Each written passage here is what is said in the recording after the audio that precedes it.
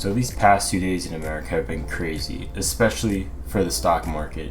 And I just wanted to look into it and do a little bit more research. And I want to use the power of ChatGPT and AI to get answers to certain questions and just learn a little bit more about this topic.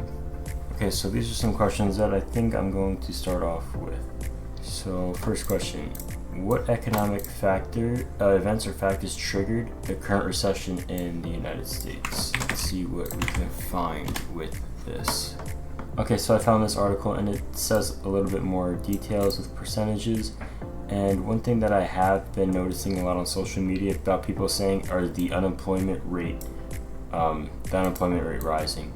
So maybe if we just take this article, look at the graphs, we can see what information is in this. So okay, so these are the key points of the article. So the stock market decline. The U.S. stocks fell for the second consecutive session, with the Nasdaq composite entering correction territory. The Dow Jones, so any of the big investments experienced significant drops. I heard it's around $2.5 trillion. Weak job reports. This is the big one that I think is the main reason.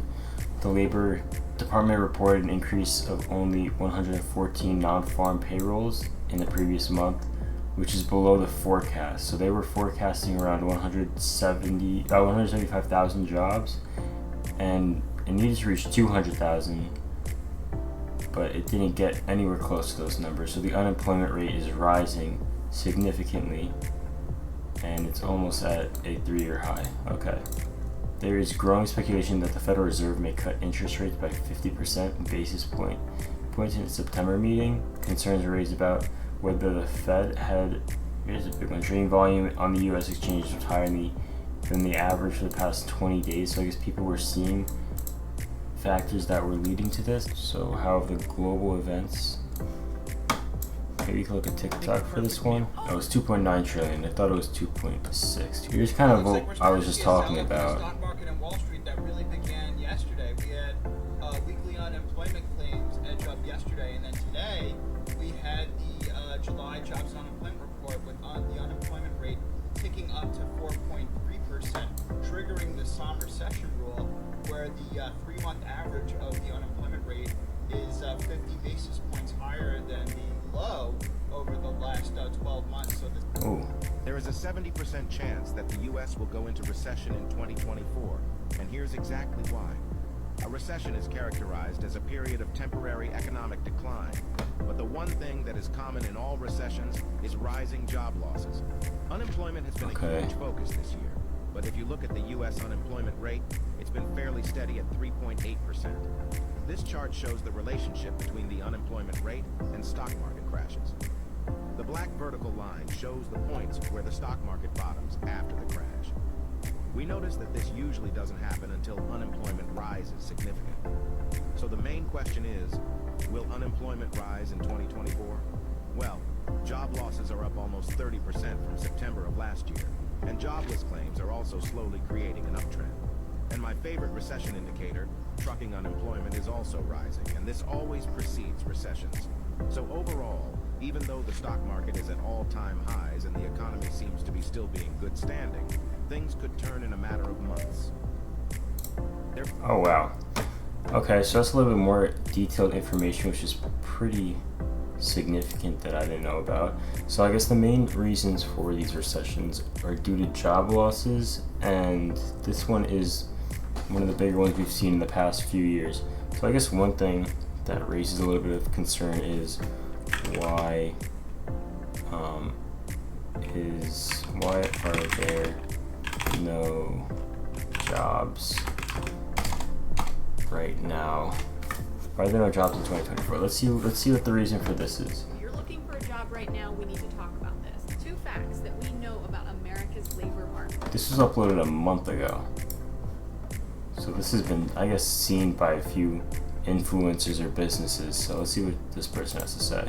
Right now, number 1, it is an employer's market, which means it is employer driven. They have the advantage right now. Okay, trigger warning, this is going to get complex and a little confusing, and there's a lot of nuance, and I know the internet is not good with nuance. two, and this is where it gets super complicated, there is a labor shortage. Anna, how can it be an employer's market yet there's a labor shortage? Let's get into it. It's an employer's market because employers have the advantage because there are more jobs than there are people applying. Labor shortage, partly because of COVID and just exacerbated by a lot of society. Okay, so she's saying COVID could be also still a factor for this, so. If you're interested in that, you should check out this article, Understanding America's Labor Shortage, that was just put out by the U.S. Chamber of Commerce. Maybe looking at that, Understanding America's Labor Shortage. Why are we gonna, wow, I did not know COVID was still a huge factor in the job market. Let's see if we can get the key points out of this. Oh my gosh. Okay, so some of the key points why there's actually no jobs is the pandemic is the first one that gives. So over 120,000 businesses are temporarily closed and 30 million U.S. workers became unemployed. Since then, job openings have increased, but many positions remain unfilled. Labor force participation declined. Despite a recovery in employment, the labor force participation rate has declined from 36.3% in February 2020 to 62.7%. The decline participation is part of a long-term trend and results in a smaller workforce. Early retirements in aging workforce. This could also maybe, I guess, due to the pandemic, there's less young workers out there, and all these older workers who've been working through the pandemic are starting to leave, so there's less demand for people that want to work, I guess. Shift down. High quit rates have been observed. 44 million Americans quitting their jobs in 2023, and wow, look at that. That's huge. So there's 44 million Americans quitting their jobs in 2023 and 3.4 million just in January alone. Wow. So I guess the next step for this addressing labor shortage involves understanding the key factors, keeping workers out of the job market, and implementing strategies to attract and retain new workers. This includes improving working conditions, offering remote work options, and providing better benefits. Okay, so COVID. Alright, so let's try and take a step back and understand this next steps. So I guess a lot of the job market today, people would rather work in different environments due to the new environments and new options COVID was giving, such as remote work, and maybe providing better benefits will be more of an incentive to work harder. So I think if businesses can look into that, that could also be a big factor. So I guess the next presidential election, we're going to want to look at probably which president can address this issue and be able to offer more jobs that are giving these certain benefits. So I guess that could be the next question. I'm just kind of going off the top of my head. I feel like chaining stuff is better than coming up with 6 questions, so I think I might start doing that from now on. So let's try and look that up on TikTok. I guess you can look at this one. This is recent, 5 hours ago. Estimating how brutal the 2024 job market really is. Well, finally, data has come out showing that hiring has drastically decreased in July. This is validation for anybody who is on the job market, because I talked to hundreds, if not thousands of people who are out of work, really struggling on the job market, applying to lots of jobs and not hearing back, going through processes and getting ghosted, or they're landing jobs and getting a low ball offer. Guys, the market for corporate jobs is absolutely terrible. Not only are we still continuing to see layoffs, but obviously companies are not hiring as much. This is part of the reason we're also seeing the Great Stay. It's the complete opposite of the Great Resignation in 2021. So if you're on the job market, I want you to know 2 things. Number 1, you are not alone.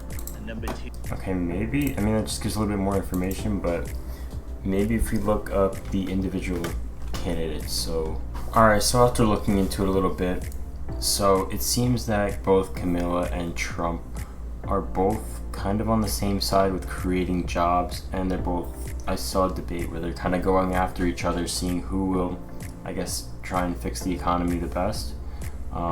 as we can also follow the, I guess, basic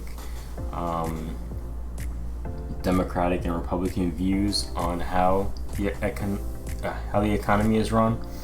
But yeah, so the next thing I really want, maybe more like evidence-wise, I wanted to look at the actual stock market. So let's look at the S&P 500 and see how those numbers are doing recently. Alright, so this is just one day. You can see it's a pretty drastic drop just from 10 a.m. from when the stock market opened to when it closed. Let's look at all these windows. So 5-day, wow, that is a huge drop. 1 month. Okay, so we're definitely on a decline right now. 6 months. Okay, so the dip is definitely starting now. So maybe investing opportunities will open up in the future. And yeah, and if you guys want me to create a video on maybe which stocks to look after and which to look for, I can do a little bit of research on that. So I hope this was helpful, and yeah, let me know what I should do next.